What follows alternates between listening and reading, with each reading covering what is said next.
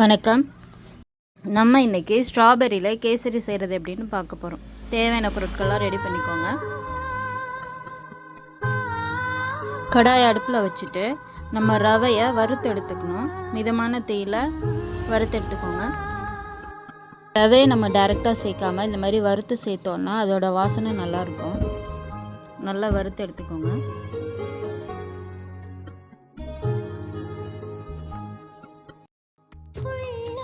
ரவை ரெடி ஆகிடுச்சு. இப்போ இதை ஒரு பிளேட்டுக்கு மாற்றிடுங்க. கடாயில் 1 டேபிள் ஸ்பூன் அளவுக்கு நெய் சேர்த்துக்கோங்க. கூடவே நம்ம நறுக்கி வச்சுருக்க ஸ்ட்ராபெரி பழத்தை அதோடு சேர்த்துக்கணும். ஸ்ட்ராபெரி பழம் அந்த நெய்யில் நல்லா வெந்து வரணும். நல்லா கரண்டி வச்சு கலந்து விட்டுருங்க. கேசரிக்கு நீங்கள் ஃபுட் கலர் எதுவும் சேர்க்க தேவையில்லை. இந்த பழத்தில் உள்ள கலரே போதும். மீடியம் ஹீட்டில் நல்லா கலந்து விட்டுட்டே வாங்க.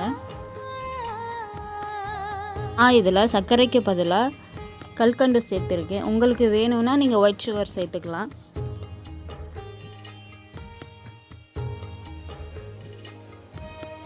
நெய்யில் நம்ம கலந்துருக்க ஸ்ட்ராபெரி பழம் நல்லா வெந்து வந்துருச்சு. இந்த ஸ்டேஜில் கல்கண்டு சேர்த்துக்கோங்க.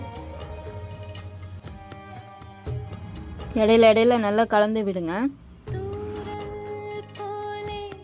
கல்கண்டெல்லாம் நல்லா கரைஞ்சி ஸ்ட்ராபெரியும் கல்கண்டும் நல்லா சாஃப்டான பதத்துக்கு வரணும். அது வரையும் நல்லா கலந்து விடுங்க.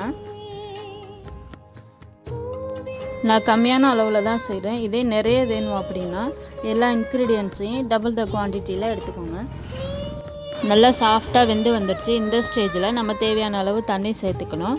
நான் 100 கிராம் ரவைக்கு 200 ml தண்ணி சேர்த்துருக்கேன். 2 டம்ளர் அளவு. தண்ணி நல்லா கொதிச்சு வரட்டும். இந்த ஸ்டேஜில் நம்ம ஏற்கனவே வறுத்து எடுத்து வச்சுருக்க ரவையை இதோட சேர்த்துக்கணும். சேர்த்துட்டு நல்லா கைவிடாமல் கலந்து விட்டுருங்க, இல்லைன்னா கட்டி போட்டுரும்.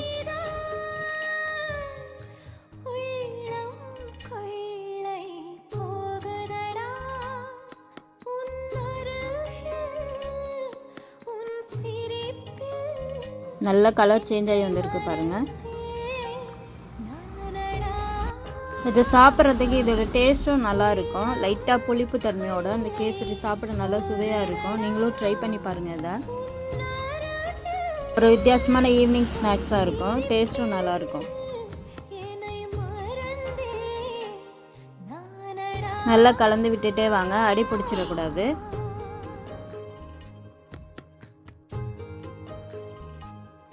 ரவை நல்லா வெந்து வந்துருச்சு. இந்த ஸ்டேஜில் சிறிதளவு நெய் சேர்த்துக்கோங்க.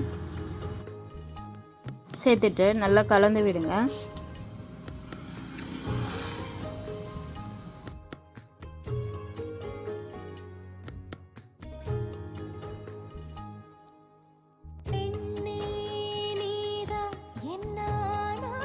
இப்போ இது கூட முந்திரி திராட்சை நல்லா நெய்யில் வறுத்துட்டு சேர்த்துக்கோங்க.